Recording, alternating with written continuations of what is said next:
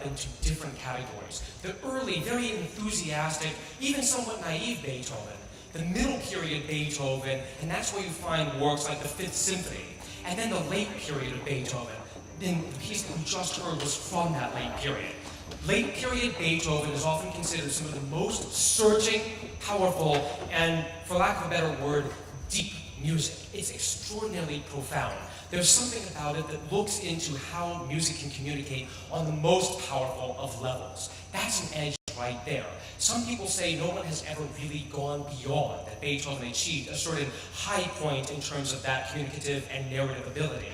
But next we're going to something entirely different, and that's the edge of virtuosity.